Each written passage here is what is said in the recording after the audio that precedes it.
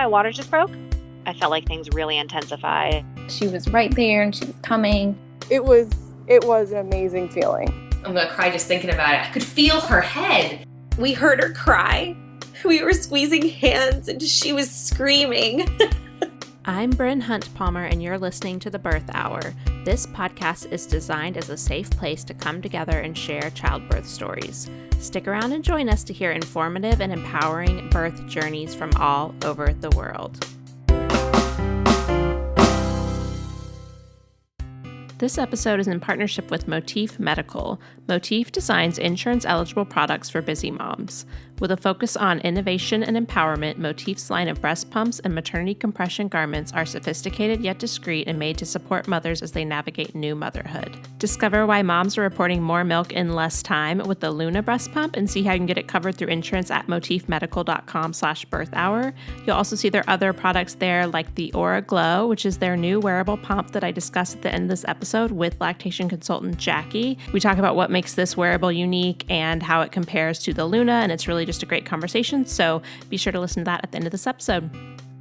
Before we get to today's birth story, I want to talk a little bit about our online childbirth course. It's called Know Your Options, and this is the course you've been looking for if you just have that gut feeling that you know you should be taking a childbirth course, but maybe the one that's being offered to you by your care provider is not exactly what you're looking for. It might be more catered towards the type of birth they want you to have versus making you informed of all your different options and how to address different things that happen in birth, because as this podcast has shown us, birth is very unpredictable. So we would love to have you check out our 12-module course. You can go to thebirthhour.com/course to see detailed outlines of what is included in the course. You will also get a bonus course called Beyond the First Latch that is an additional 6 modules all about pumping, feeding your baby, going back to paid work if that's part of your plan. And we have a special coupon code for you. It's 100OFF for $100 off enrollment. Again, that's thebirthhour.com/course.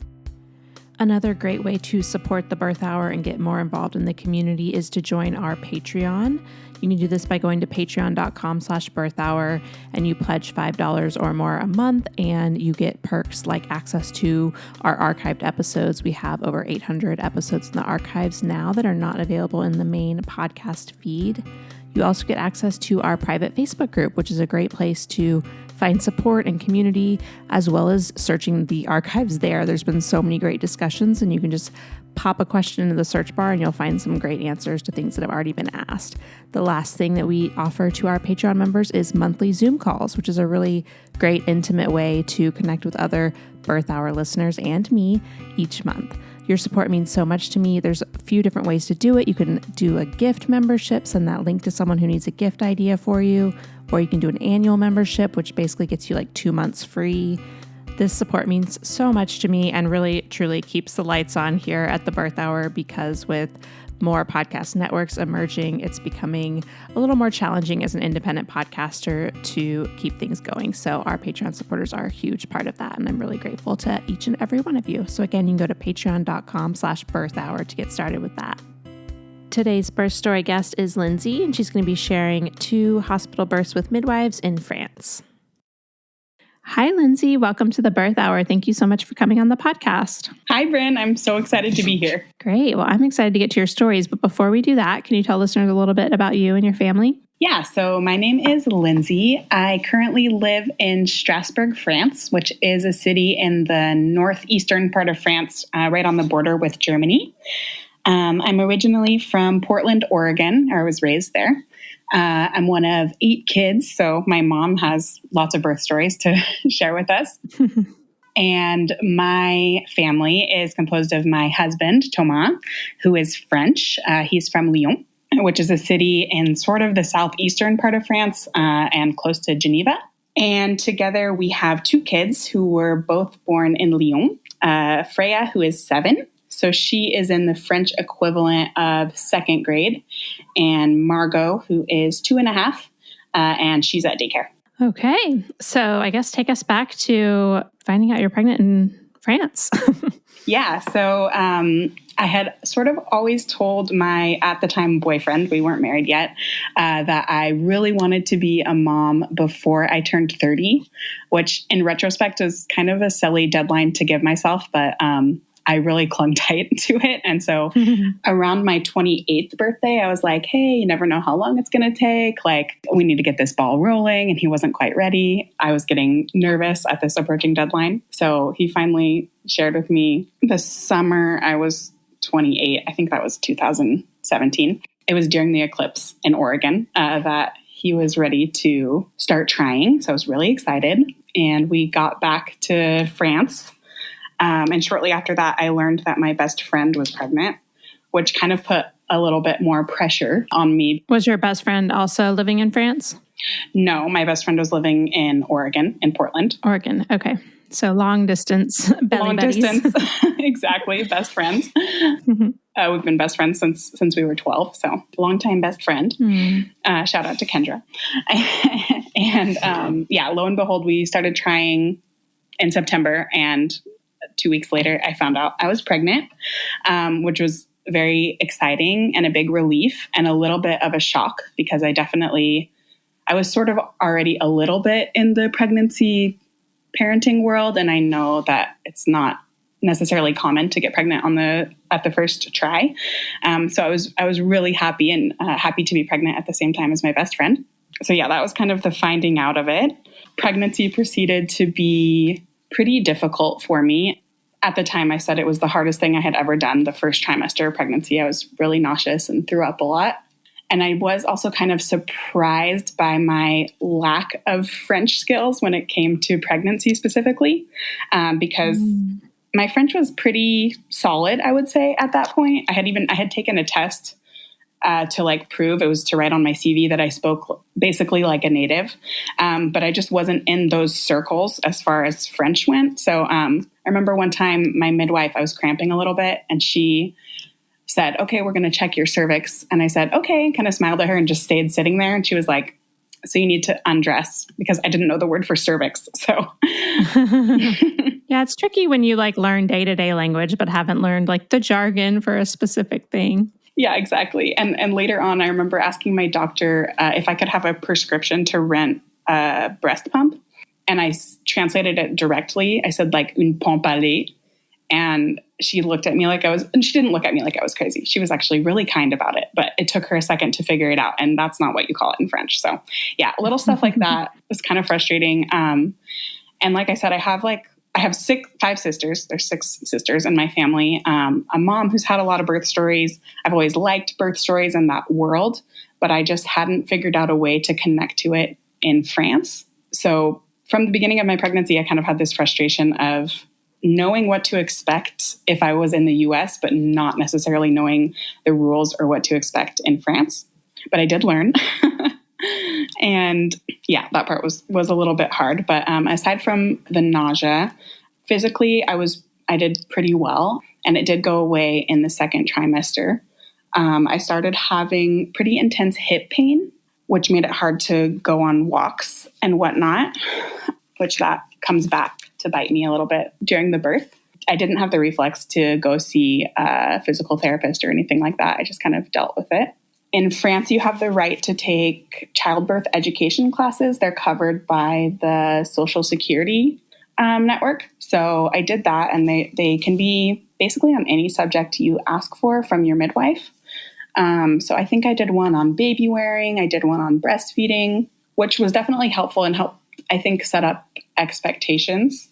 One piece of advice that my sister closest in age to me always gives is that we prepare too much for the birth and not enough for breastfeeding specifically, because it's really hard and it's something that we talk about less, according to her. So I felt pretty well informed as far as all of that went. And then the third trimester, I had a pretty intense acid reflux, so I took medication for it. And yeah, that was pretty much pregnancy for me. Okay. And what about planning for the birth? What kind of choices did you have to make there? So I sort of knew it was going to be a hospital birth, because in France, home birth is kind of rare. It's pretty hard to find midwives who practice it. I think it's like this some places in the US where it's technically legal, but midwives essentially can't get insurance because it's too expensive. So the few midwives who practice it, it's kind of this big act for them, and it's really hard. So I didn't want to go down that path. And birth centers in France, there's not very many of them. And the closest one to us was half an hour from our house. And we didn't have a car at the time. We still don't have a car. We've never had a car. We live in big French cities that have really good public transport. So a car wasn't necessary. So it was kind of, the hospital was one of my only choices. And I probably should have looked more deeply into my different options, because I know some hospitals have like baths and stuff like that make it a little bit easier to give birth without an epidural, which was my goal for this first birth. I listened to the birth hour. I think it was recommended to me from another podcast, which was One Bad Mother, which is no longer making episodes. I read Ina May Gaskin. I watched The Business of Being Born. And all of that together, I was like, okay, I really would like to not have an epidural. Not a single one of my sisters ever had an epidural. So I was like, okay, I can do it. But that being said, I just went with the hospital closest to me. So I don't know how committed I was to the cause. And in France, how hospitals work is you usually start having your monthly appointments there in the middle of the 6th month. So not quite to the 3rd trimester. And up until then, you have the right to choose if you want a midwife or an OBGYN. That can be outside of the hospital. So I chose a midwife. I have pretty bad health care anxiety. Like, I really don't like seeing doctors if I don't have to. So I enjoy the midwife model of care. And then at the hospital, it is also mostly midwives. It still feels very medicalized. The midwives in France are the midwives, if I'm not incorrect, that are the most educated in the world. They do a lot of studies.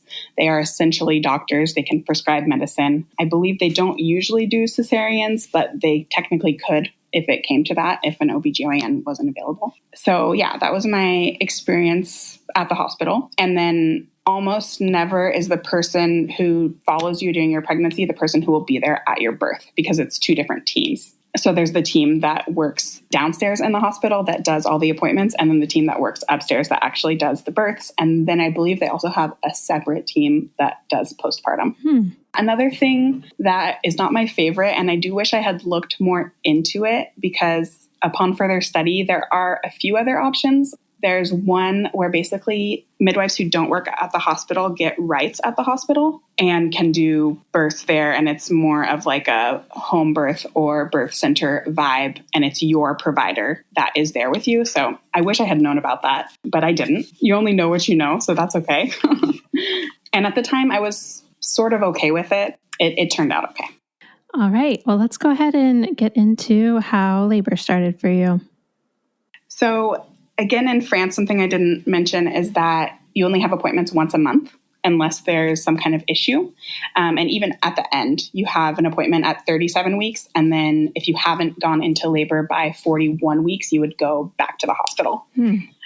So I went to my 37 week with my midwife at the hospital, expecting it to be my last one. And I had this weird attachment to it being my last appointment with that midwife. It felt sort of celebratory to me, like I had accomplished something. I had made it to the end of my pregnancy, I guess. But we got there and my blood pressure was just a little bit higher than she liked to see. So she asked me to come back the next week for a non-stress test. And I was really disappointed by this, which it is what it is. So I came back that next appointment. Everything was fine. And then I came back, I think it was 2 weeks later. And at that point, my blood pressure had it was still staying in the high area, and my P test came back positive for having protein in it. So I got to have the very glamorous experience of taking home the P jug for the 24-hour urine test. So that was fun. So I collected my pee over the next 24 hours and brought it back to the hospital the next morning. And that next morning I did see the midwife, and she asked my permission if she could do a cervical check, to which I consented. So she does the cervical check, and then all of a sudden I feel extra uncomfortable. And I remember being in the chair and like recoiling. And turns out she was doing a membrane sweep. And when I started recoiling, she said, oh yeah, I'm stimulating your uterus to see as like a soft induction technique. And in my head, I was like, yeah, I've listened to the birth hour. I know what a membrane sweep is. And I just left that appointment being really frustrated that that happened. It did not feel okay. Yeah. And it just felt like, yeah, a medical act had been done to my body without me asking for it or agreeing to it or being consulted about it, or even just being warned about it 2 minutes beforehand. Mm-hmm. So my husband had been with me at that appointment. And I remember talking to him after, and he's like, well, we're kind of worried about you and our baby, and if you guys are going to be safe, and if maybe you have preeclampsia. So aren't you happy like that the baby's going to come safely? And I was like, yes, of course. And please ask me before doing something medical to me without asking me. So yeah, that was kind of a frustrating little like end to my pregnancy. Later that day, I got a call from the hospital saying that my 24-hour urine sample was higher than their liking. And they asked me to come back the next morning for a non-stress test. And she said they would almost certainly schedule an induction for Friday. And so once again, I was just really disappointed because I was hoping to have an unmedicated birth. And in my head, the idea of having an induction, it was just not possible to have an unmedicated birth. But I did talk to some online friends who were all pregnant at the same time as me, and they sort of encouraged me and said it was possible. And also it wasn't the end of the world to get an epidural. And there were some positives, like being able to do your hair as you go to the hospital and knowing the timing. It was also so happened to be Friday the 13th. And I thought that was a cool birthday. So I sort of accepted it, but was still a little bit sad. And then that night I went to sleep. I tried to go to sleep and was woken up with contractions. And I sort of laying in bed, started timing them, and they were regular, but pretty far apart. They were about 15 minutes apart. So I decided to get up and go into the living room and bounce on my yoga ball. And my husband, he had gone to bed kind of late. So he came into the living room and he said, if you're going to be okay, I'm going to try to get some sleep. And I said, yeah, that sounds like a good idea. So he went and laid down. And almost the second he went into our bedroom to lay down, I said to myself, I am going to throw up. So I went into the bathroom and did that. And he woke up and he came and he rubbed my back. And in my head, I started getting nervous because to me, all the stories I had heard were throwing up meant that you were in transition. And I didn't think I was in transition, but I was confused as to why I was throwing up. And so I sort of left the bathroom and I immediately noticed that I had kind of a bad headache and was seeing stars, which were those three things together were three warning signs that the hospital had told me about when it came to looking out for preeclampsia, and that if those things happened to me, I should call them. So I did. And they said, come in just to get checked out. So at this point, yeah, like I said, it's like about 12:30 at night. So we decided to head to the hospital pretty quickly. And in my head, there were two options. Option one was that this was a medical emergency and we needed to get to the hospital as quickly as possible. And option two was they were just going to check me. Everything was going to be fine. I wasn't going to be in active labor, so they were going to send me home. Those were the only two options. And so we did not go to the hospital with our stuff. So the hospital was actually pretty close to our house, like less than a mile. And it was just like kind of at the end of our street.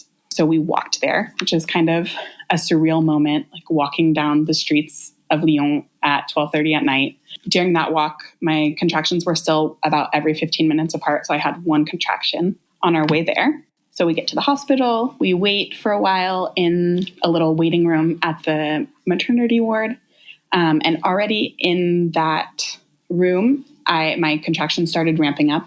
And I think I was still timing them and they were getting closer to 7 minutes apart. So the midwife finally comes in, hooks me up to the monitoring, including a blood pressure monitor. And basically every single time they took my blood pressure, the machine was very unhappy and was beeping to say that my blood pressure was too high. So the midwife told me, we'll be keeping you. And still in my head, I was saying, okay, I'm going to spend the night at the hospital because they need to monitor my blood pressure. In no world was I having a baby that day or night. And as I'm hooked up to the monitors, my contractions continued to get more regular. She checked me and I was still at the same 2 that I had been at the hospital like less than 24 hours earlier. So I was kind of discouraged by that. I thought that meant I wasn't going to have a baby anytime soon. She noticed that like things were sort of intensifying. So she said she was going to move me into a labor and delivery room, which was exciting. I think that maybe was the time when it started to feel a little bit more real. And she asked me if I wanted an epidural. And I said, no, thanks. I would like to try not to have an epidural. So she told me they were going to try to prepare the like natural room for me, which I was excited about.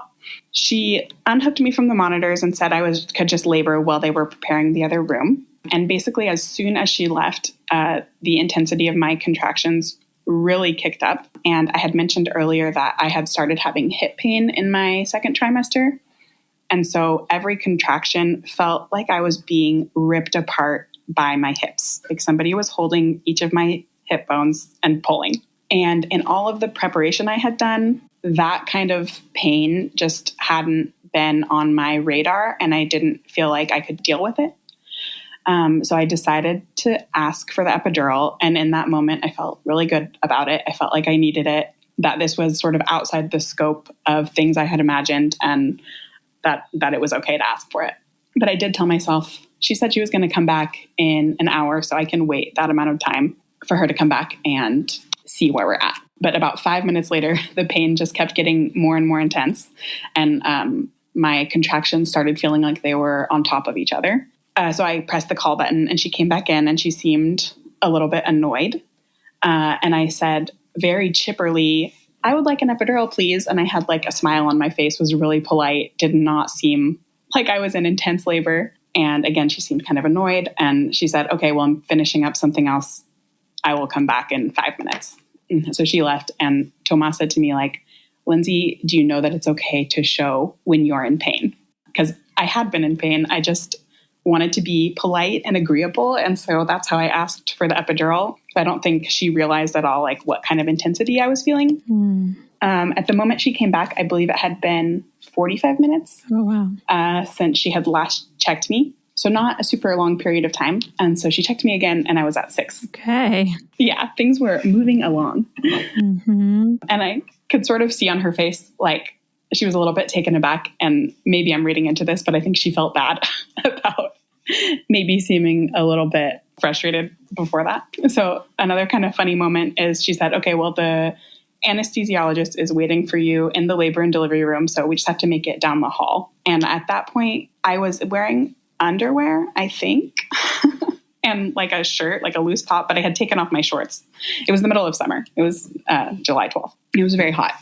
And so I walked out into the hall while having these like really intense contractions and this really bad pain in my hip. And I had on just underwear and like a loose t-shirt. I didn't put my shorts back on because I didn't feel like it. And I was in really intense pain. And the midwife was waiting for me out in the hallway. And she looks at me and she goes, you didn't get dressed? Like really judgy. And it was like 3 o'clock in the morning. It was kind of a long hallway, but whatever. I guess I wasn't feeling prudish at that point of labor. So I walked down the hallway and they were able to put the epidural in. And I remember also as they were putting it in, the midwife was trying to make like small talk with me. She was asking me about what it was like to grow up in Oregon. And I was like, it's not really the time. So the epidural got put in just fine. And I was able to nap a little bit. The only problem is I didn't feel the contraction pain in my uterus, but I still felt pretty strong pain in my hips. So I remember feeling frustration that basically the reason I got the epidural was for my hip pain, and it didn't seem to really help it. And shortly after getting the epidural, they checked me again. It maybe had been a couple hours at that point. That's the kind of point in labor where everything gets a little bit fuzzy. But I was at 8 when they checked me. And then they told me as they were doing it, they said, we're going to go ahead and break your waters, literally in the moment that they were doing it. So that was another moment, where I was like, can you at least consult with me before doing these things to my body? So I remember being a little bit upset about that. Then I was able to nap a little bit more and I woke up and they checked me again and I was at 10, which I thought meant I would start pushing. I think despite reading and listening to a lot of birth stories, I guess it hadn't fully integrated that being at 10 centimeters doesn't necessarily mean it's time to push and the baby has to descend. So we still had to wait a couple hours for my baby to get down far enough for me to be able to push. But that time eventually came around 9 a.m. So I did one practice push, and then on the second push, her head came out. And this is something I remember. I don't know if this is really something that can happen, but I remember her crying before she was fully out. But I pushed one more time and her whole body came out. And right away, they put her on my chest, and I didn't feel immediately connected to her. It all felt very surreal. One thing I forgot to mention is right before I started pushing, I turned to Thomas and I said, "I'm not ready to be a mom." Aww. I know. He gave me this look of panic, like, it's a little bit too late for that. Yeah. But I kept staring at her, and the thought I remember having is she looks exactly like herself. Not like what I was picturing or anything, but just like I knew that was the little person that had been inside of me this whole time. I had noticed immediately her breathing was a little bit rattly, and so I pointed it out to the midwife. So they did take her to like aspirate her lungs because they said she had breathed in a little bit of amniotic fluid.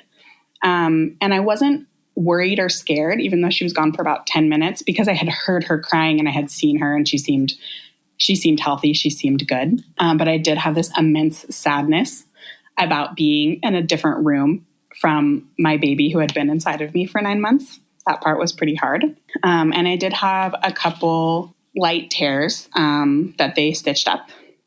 And they brought her back to me and put her on the breast. And then at that point, everybody left, including Thomas, because he went to get our stuff from our house. And I remember sort of feeling like I was going to pass out and not feeling like super safe holding her and being alone, but also thinking like I'm her mom. And so I need to be responsible for her. So I didn't feel comfortable pressing the call button or anything. And everything turned out okay. But that I do remember being like stressed out by that. So yeah, we went up to the recovery room, and the stay at the hospital was kind of intense with learning to breastfeed, learning to take care of a baby, taking care of my healing body.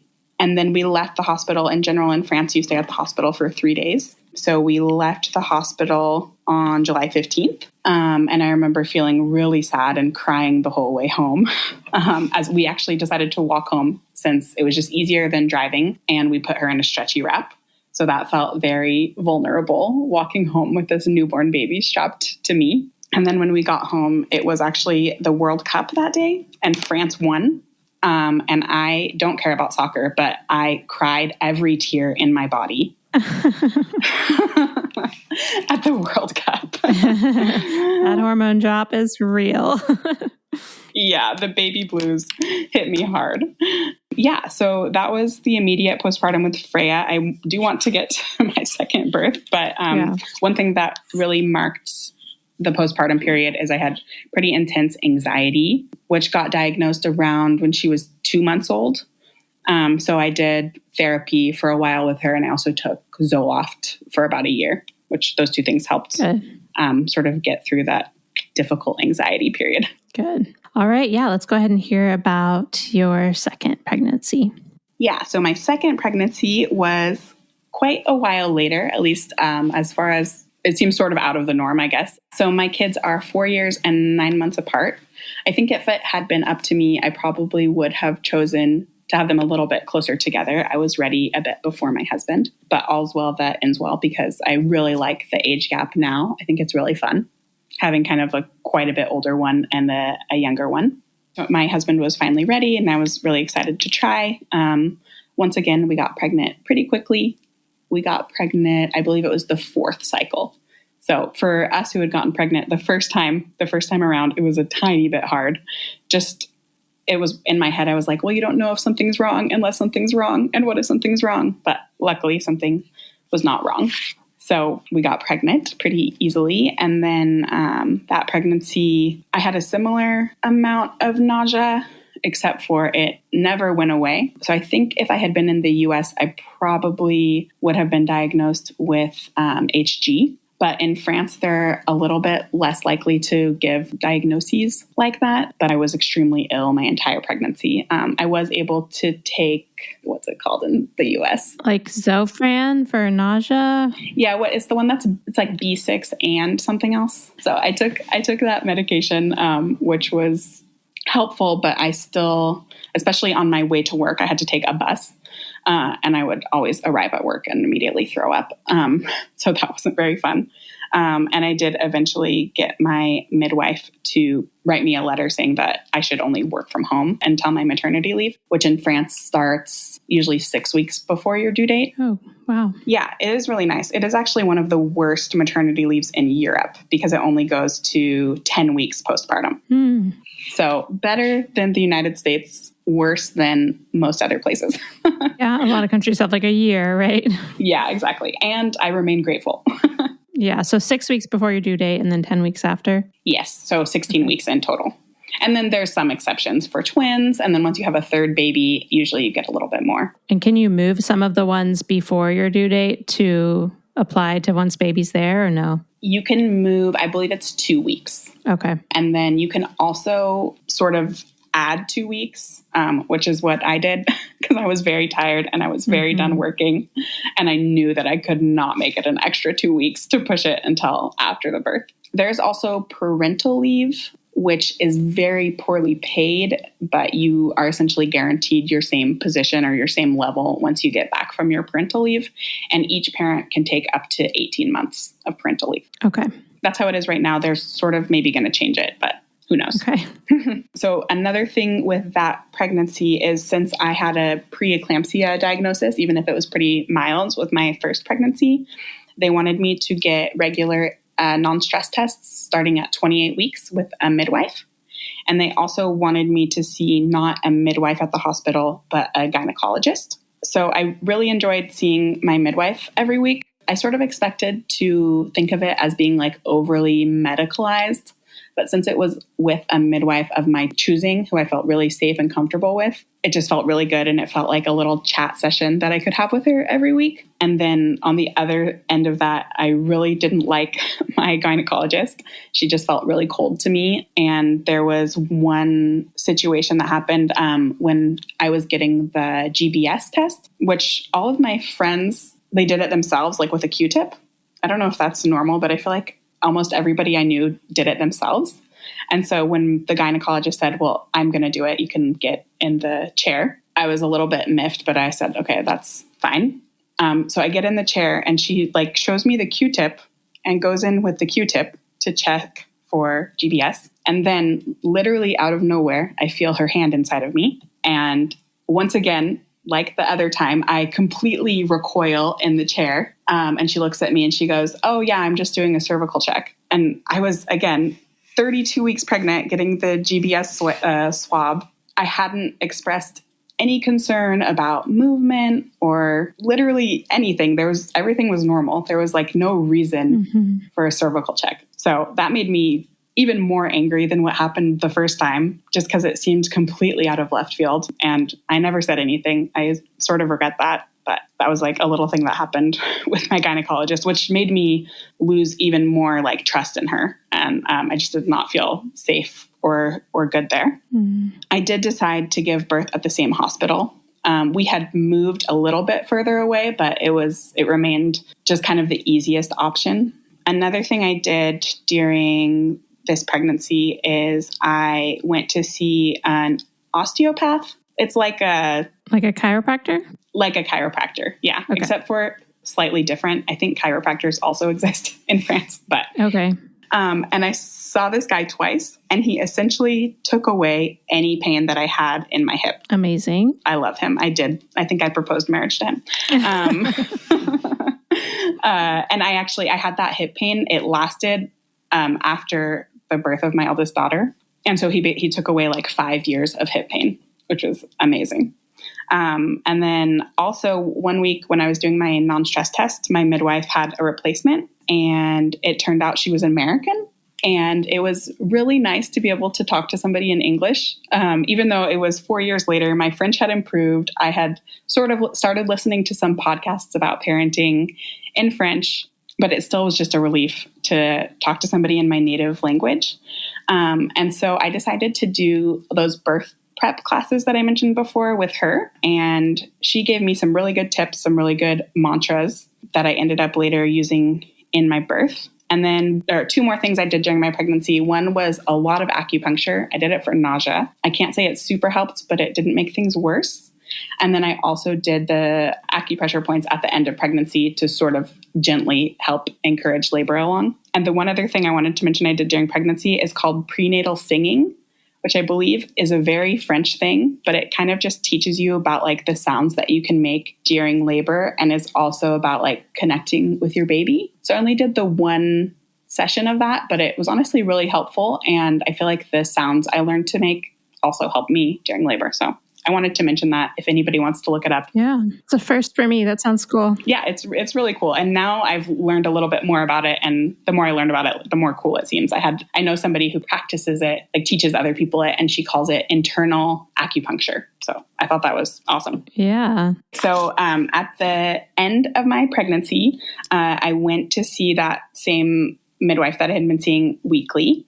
And I ended up asking for a membrane sweep, which she gave me because I was at 40 weeks. And it just felt really good to have like chosen it that time, and that like everything was in my control. So after that, I walked home from that appointment with Toma. Toma was with me, and just started feeling like a little bit different and sort of had some light cramping that distracted me.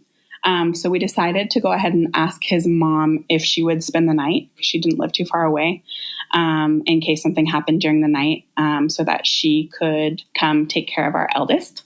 So she came over, and once she got home, she also picked up my eldest from school. And once she came home, I kept trying to get her to leave because I was like, no, I don't think this is really happening. Like, you can leave. It's okay. But she ended up staying, and thank goodness. I ended up going to bed that night kind of late. Should have gone to bed earlier, but I went to bed at midnight, got an hour and a half of sleep in, which is good because that's more than I got right before my eldest was born, and was woken up with contractions that were already pretty regular. I think when I woke up, they're already about 10 minutes apart. And right away, I went and I got my comb, which I had read about online, which really came in handy for me. If people don't know the concept of the comb, you just like squeeze it in your hand really hard during a contraction. And my husband and I also used that time to sort of practice like the different birthing tools we had learned. Like he started doing some acupressure points and pressing down on my back and like whispering my mantras to me that my American midwife had taught me. The main one was, "This comes from me, and so it cannot hurt me." And that really got me through labor. And he kept asking, when can we leave? It seems like things are intensifying. Can we leave? I said, no, I don't think this is really happening. Let's go back to sleep. But then I started feeling like kind of a lot of pressure.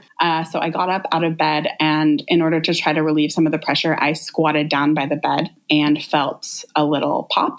And it was my water breaking, which I was really surprised by. And at that point, my contractions were pretty close to 5 minutes apart. So I said, okay, we can leave. I went in the bathroom and I braided my hair, and then I didn't like how it looked. So I braided it again, and I put on mascara, which I'm not sure what I was thinking. And we went downstairs. Luckily, my mother-in-law had come with her car. So we decided to drive to the hospital. It was my husband's first time driving her car, and we don't drive very often. And so in like the 5-minute drive to the hospital at 5 o'clock in the morning, he did stall it like 3 times. And it was hard to be in the car for those 5 minutes. So I really feel for all of the people who have to have a longer car ride.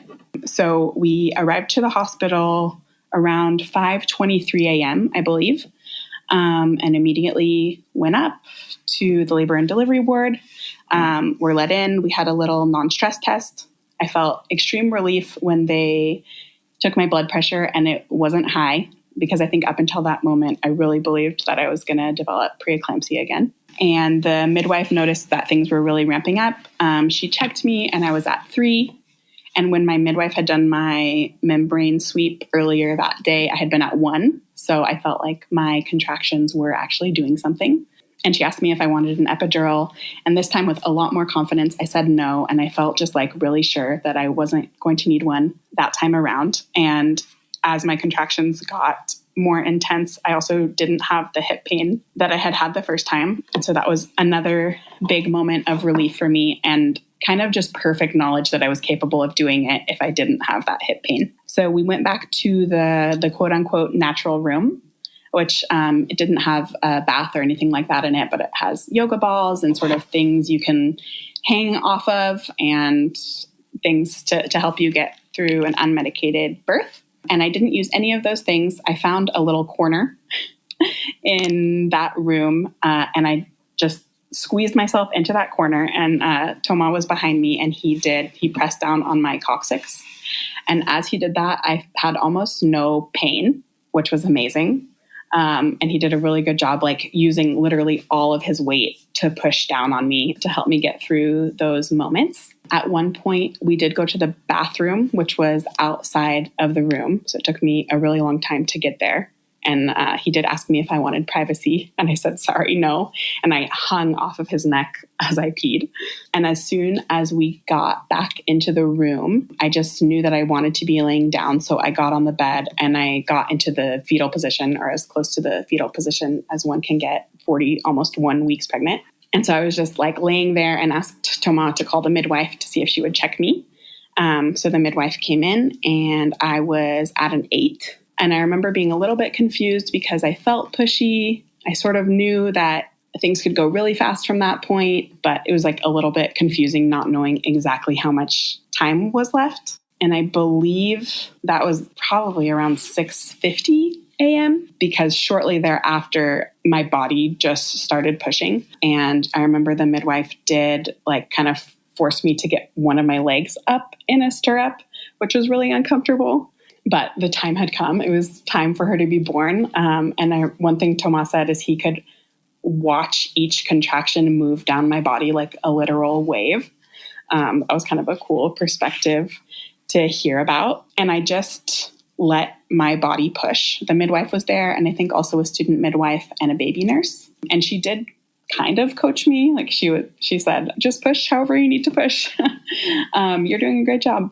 So I did. And the only moment I sort of added my own pushing is when I felt her head in my birth canal, because it was such a strange feeling. It felt like a literal bowling ball inside my vagina.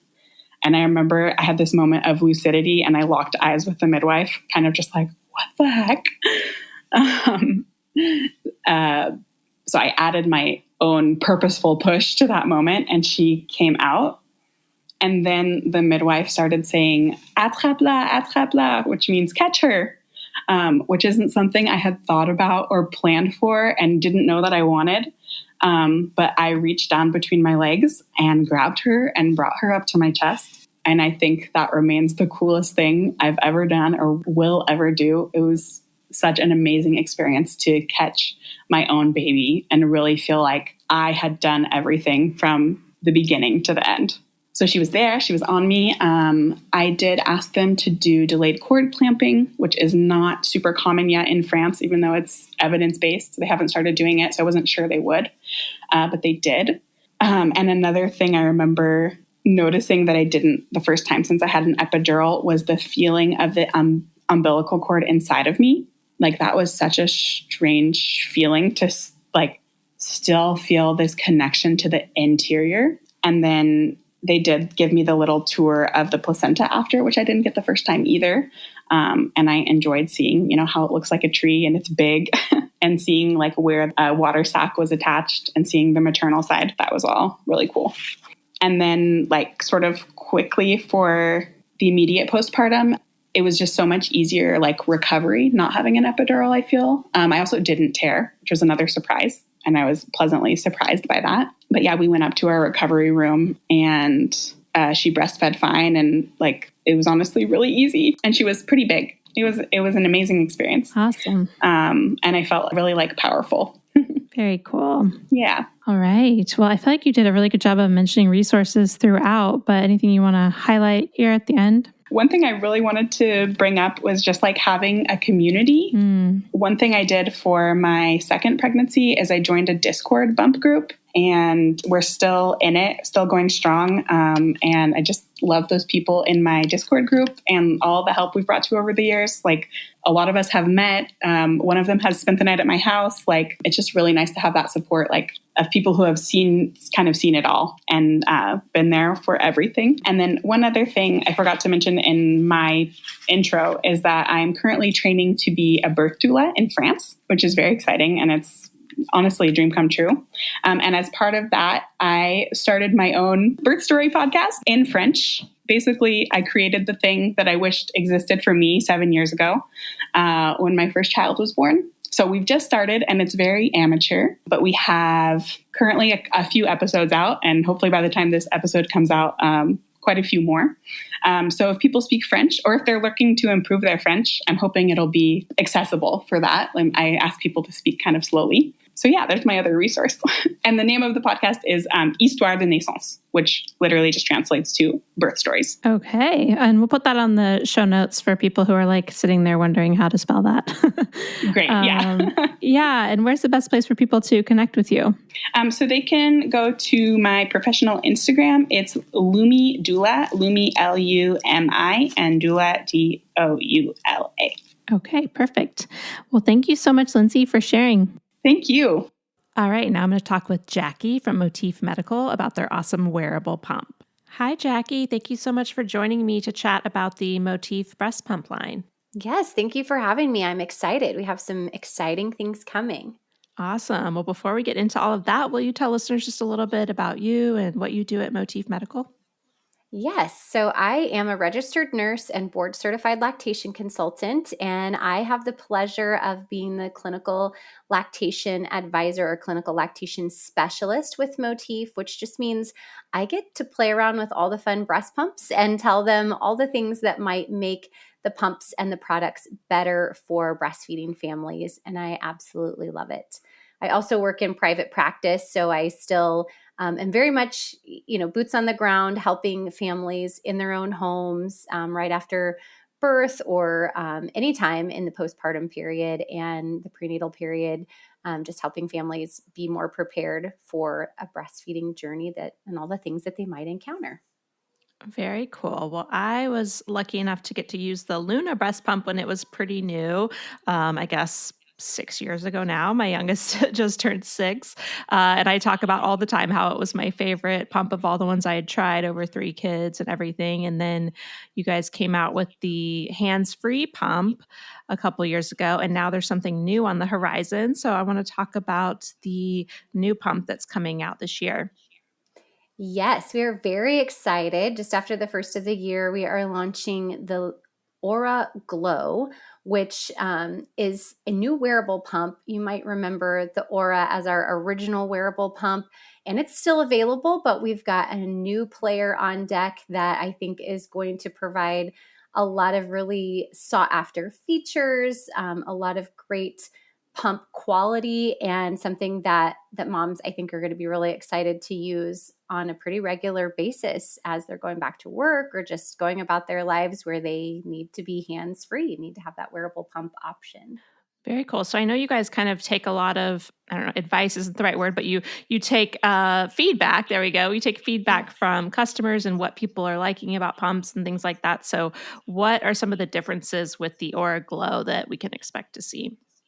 Yes, I love this question because this is why I love working with Motif, that they are so particular about taking feedback from the professional community, from the families who are using their products, and they're not just looking to pump out products that, sell. Obviously, it's a business. We need to sell things to stay in business, but the idea is to make products that actually meet needs and make pumping easier for people so that they naturally just want to buy the products, which I love that idea. And I love that we've built the Aura Glow based on feedback. So the thing I'm most excited about is the expanded flange sizing. So you get 5 flange sizes right in the box.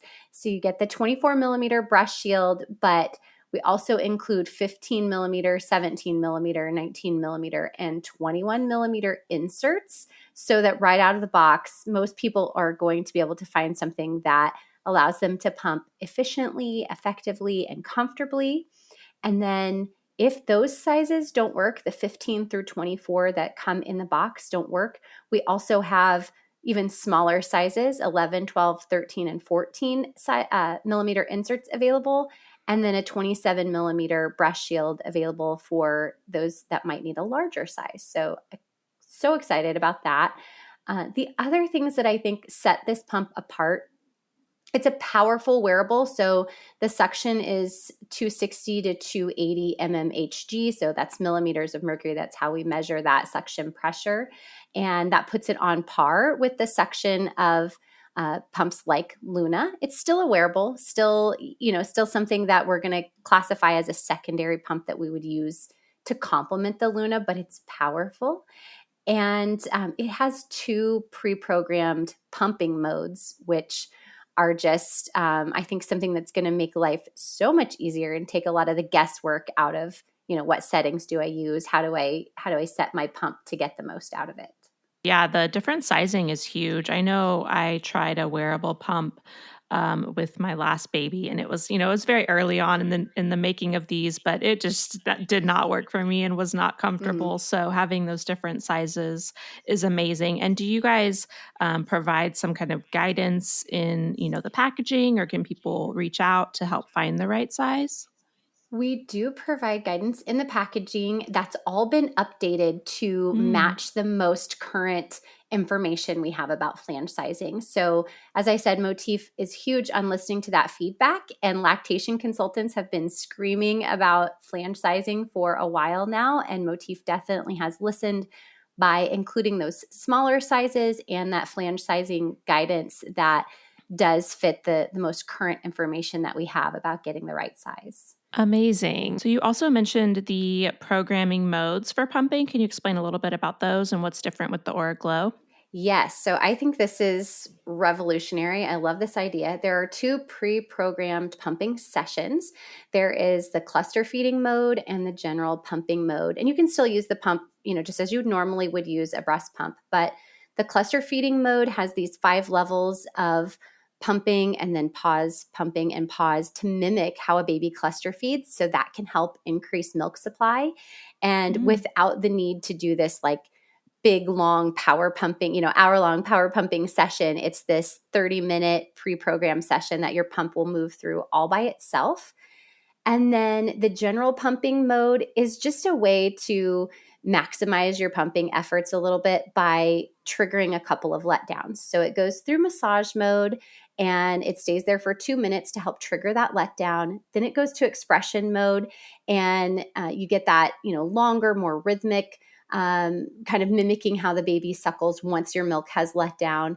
And then it will go back to the massage mode automatically to trigger that second letdown, and then go back to expression. So it repeats the massage, expression, without you even having to think about it. And that way you can get a little bit more out of the time you're spending pumping. Yeah, that's amazing. I don't think I've heard of that before on a pump. And I'm just sitting here picturing a nursing session with baby, and they kind of fall asleep and then they're like, oh, wait, I want some more. And they wake up and then you have another letdown. And I could see that being something that you would really benefit from as far as milk supply, with a pump that could do that as well. Yes, exactly. Just trying to take advantage of all those hormone fluctuations and all the ways that our babies know exactly how to influence our milk supply. We're just trying to mimic that with the pump setting. Awesome. Okay. So then you mentioned that, you do classify it as a secondary pump. What kind of guidance would you give people that are trying to decide, what pump is right for them, based on whether they're pumping full time or using it occasionally, or, lifestyle, things like that? Do you, especially in your work in private practice, I'm sure you see a lot of people wondering what they should get. Oh, yes. I get this question a lot. And the truth is, when we do anything other than traditional flanges and that high quality double electric pump, like the Motif Luna, anything that doesn't have those traditional flanges and that powerful motor is really considered a secondary pump. Now, does that mean it's not going to work or it's not going to be effective? It's not going to have its place? Of course not. We know lots of people are using wearable and portable pumps, and many of them, are very successful at building and maintaining milk supply. But for most people, we want to rely on something that's a primary pump like the Luna to build and maintain a milk supply, and then use something like a wearable or portable pump, so a wearable like the Aura Glow, as that secondary option that we're using when we just can't drag out the big pump and the traditional flanges. So I have 4 kids. I could very easily see myself needing a wearable pump to be able to keep up with my other children if I were to have another baby, and that would be a perfect scenario to use this pump at those times when you just need to be hands-free. Maybe you're traveling, maybe you're at work, lots of different scenarios. And what I tell people is, if you're in a situation where you can't pull out that primary pump, then this would be a perfect option. A wearable like the Aura Glow would be a perfect option to complement for those times when you can't pull out your primary pump. And I do have lots of patients who kind of incorporate them from the beginning when they first introduce pumping. We tend to get a better result than if we only use one type of pump and then try to add another pump later. Sometimes it's about getting your body to be sort of conditioned to respond. So maybe adding in that wearable, if you're going to need it, adding it in when you first start introducing pumping into your journey. Oh, yeah, that's interesting. Yeah, I could see it being something that, keeps people nursing their baby just because they may not have pumped otherwise. Like you were saying, you get into a situation where you can't pull out that pump. So you just push off that pumping session, which I know I did with my second baby at work, and then my milk supply suffered. But maybe if I had had something like this, I would have been like, oh, let me just do this real quick while I finish this work or whatever. And I always tell people, block it on your calendar. Like, don't make exceptions. Don't miss a pumping session. But of course, things come up and it can be hard sometimes. So I love that there's just more options out there. Yes, some milk removal is always better than no milk removal. So it's like, if we can only pump with a wearable, then by golly, let's get that wearable out. That's exactly what we need to do in that scenario. So yeah, I love that encouragement that it might make things actually make that breastfeeding journey go a little bit further with the help of the tools that we have now. Yeah, definitely. Well, I love, I've loved everything that Motif has come out with. So I'm so excited for this new launch and to hear everyone's feedback from it. And I really appreciate you taking time to chat with me today about the new Aura Glow. Yes, thank you so much for giving us the opportunity. Thank you so much again to Lindsey for sharing her story with us, and to Motif Medical for sponsoring this episode. You can get more information from today's episode by going to thebirthhour.com and just searching for Lindsey's name in the search bar. Thanks so much for listening. If you enjoyed today's show, head to thebirthhour.com and click Become a Member to pledge your support. And as a thank you, you'll get an invitation to join our private Facebook group and access to exclusive episodes. Your vote of confidence and support means the world to me.